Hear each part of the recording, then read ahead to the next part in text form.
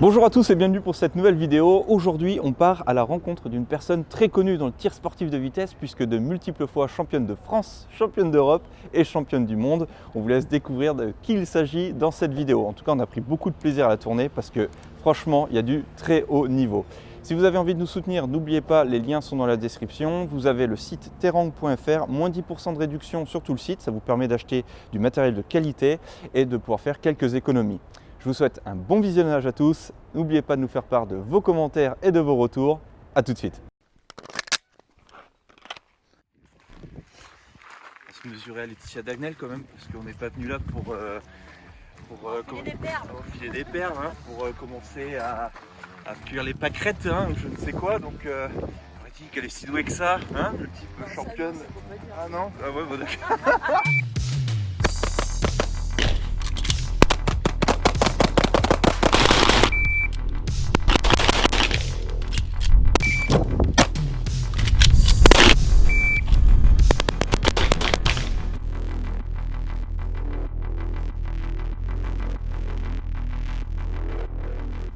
Ça va être plutôt sympa. Donc là, ce que va faire Laetitia juste maintenant, c'est qu'elle va nous montrer ce qu'on appelle la reconnaissance, ce qu'ils appellent la reconnaissance en tout cas. On va mettre ça en place, donc là on va la retrouver juste là-bas et puis c'est parti, allez-y.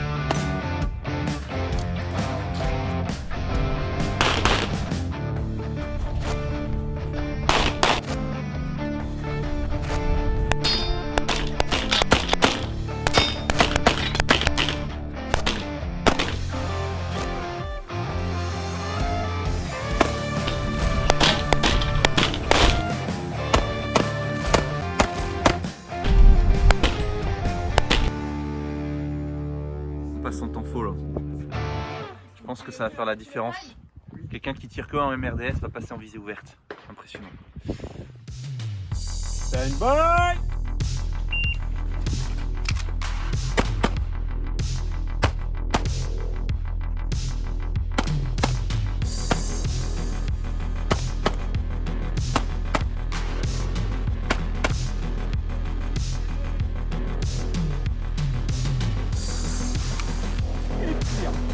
Abandonne.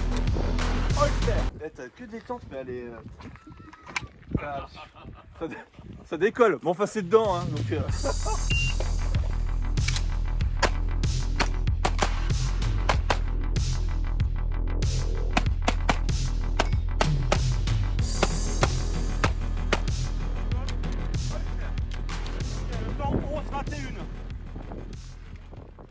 Bonjour, alors aujourd'hui nous allons vous démontrer la différence entre le Tactical et l'IPSC.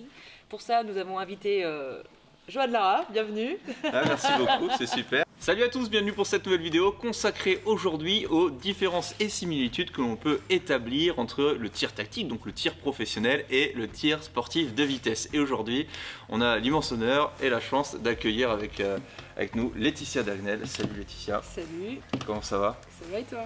Impeccable. Moi, ce que je vais vous proposer dans cette vidéo, c'est effectivement d'établir les différences et similitudes. Ça, c'est un premier point. Mais bien évidemment, on va se la mettre aussi sur un pas tir parce que sinon, ça serait pas rigolo. Moi, ce que je te propose, c'est de nous dire combien, à l'heure actuelle, de séances tu fais par semaine. Là, depuis le mois de septembre, j'ai repris à peu près 2 à 3 séances par semaine. Qui est-ce qui te prépare tes programmes d'entraînement? J'ai un entraîneur qui me fait mon programme. Depuis peu, je l'ai et c'est cool. Donc, est-ce que toi, tu peux nous donner un petit peu ta routine? Comment tu l'établis? Sur des drills, déjà, le dégainer. Dégainer un coup, parce que comme ça, au moins, je m'entraîne sur la double. Ok. Après, c'est changement de chargeur, à poste, donc droite, gauche, debout, genou. Si on va sur un pas de tir pour travailler ce qu'on peut travailler à la maison, c'est la perte de temps et d'énergie. Quand toi tu vas sur un pas de tir, C'est pour tirer. c'est pour tirer. Ce que je te propose, c'est de parler un petit peu de ton matos. Et là déjà, il va y avoir quelques différences un petit peu Il n'y a significatives. pas grand chose. Ouais.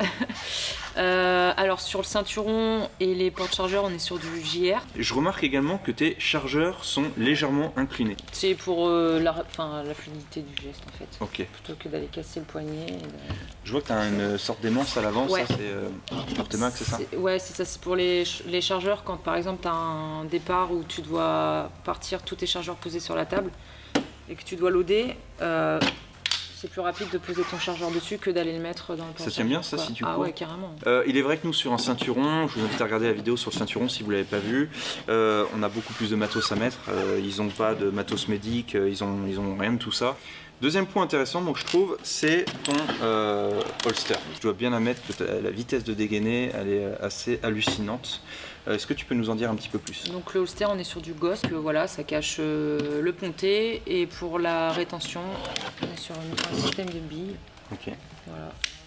Lorsque l'on est force de l'ordre ou autre, on va privilégier finalement un système avec rétention active, donc level 2, voire level 3. Il y a un truc qui m'intéresse énormément sur cette table, c'est tes flingues.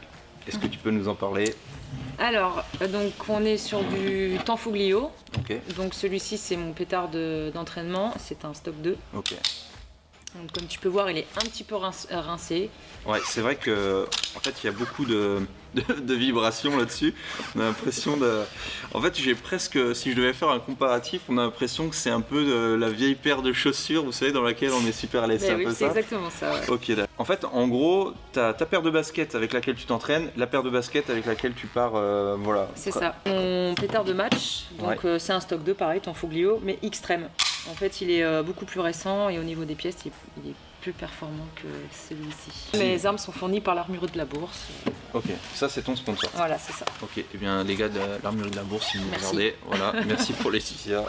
Un élément que je trouve très très intéressant sur ton arme, ce sont tes appareils de visée. Est-ce que tu peux nous en dire un tout petit peu plus? Alors moi, je tire en visée tout noir.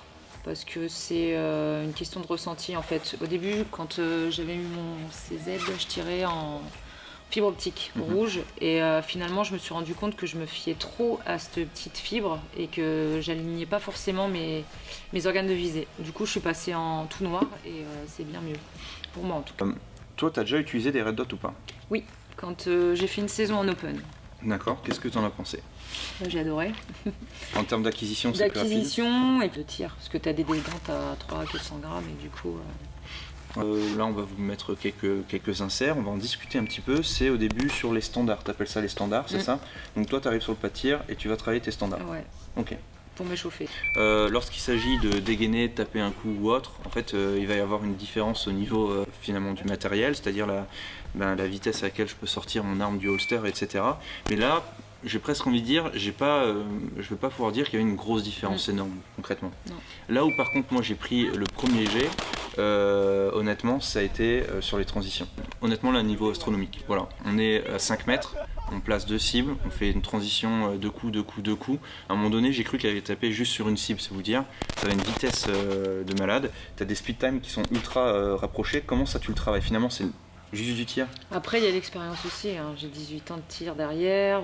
J'ai été en équipe de France, donc du coup, on avait les stages adaptés pour pouvoir atteindre un haut niveau avec Eric Grofeld. Je vais être tout à fait honnête, il y en a beaucoup qui pensent combler finalement leur manque de technicité d'entraînement en achetant du matériel très coûteux. C'est pas le bon choix. Il faut plutôt faire l'inverse. C'est-à-dire qu'il faut vraiment consacrer beaucoup de temps, beaucoup d'énergie, être investi. Et c'est ça réellement qui fait la différence. Je pense qu'on est d'accord là-dessus. On a tombé un stage, on va en tomber d'autres. Finalement, l'endroit où je vais devoir taper les cibles, la séquence que je vais devoir choisir, et en fait, tout est calculé. Ouais. Toi, qu'est-ce que tu pourrais en dire? En fait, le truc, c'est que toi, tes cibles, tu les neutralises en fait. En gros, c'est ça. Tu prends le temps de bien vérifier si tu as bien mis tes cartouches dedans. Nous aussi, on prend le temps de vérifier, mais en fait, on cherche la vitesse, nous. C'est en gros ne pas perdre de temps. Toi, le temps, tu t'en fiches. C'est vraiment neutraliser le truc. Bah, c'est surtout qu'il y a une notion d'environnement également. Il y a une notion de discernement entre le tir sportif de vitesse et le tir professionnel. Le tir professionnel, c'est peut-être 3, 4, 10 coups qui vont servir finalement à tomber une menace pour les forces de l'ordre qui sont engagées sur le terrain. Dans le tir sportif de vitesse, finalement, on cherche du alpha. C'est du alpha et normalement pas mettre plus de 2 cartouches par cible, quoi. Voilà. Moi, ce qui m'a vraiment surpris, c'est ta vélocité. Donc là, du coup, ça va sur une autre question que je te pose en termes de préparation physique. Il faut faire du sport à côté. Moi, je sais que je fais un peu de crossfit pour que justement je sois plus tonique sur les matchs. Ok.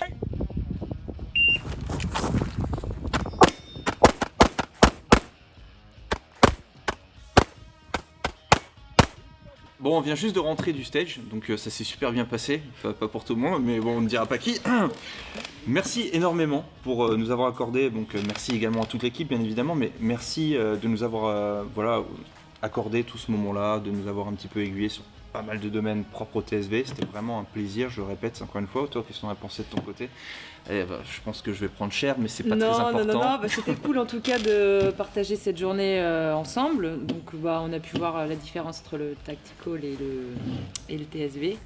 Voilà, après au plaisir de se retrouver sur un match ou sur un pas de tir. Ouais. En tout cas, j'espère que cette vidéo vous a plu. N'hésitez pas à lâcher des commentaires. Si vous avez envie de nous soutenir, les liens sont dans la description. Et nous, on vous dit à très bientôt pour une prochaine vidéo. À bientôt. Ciao.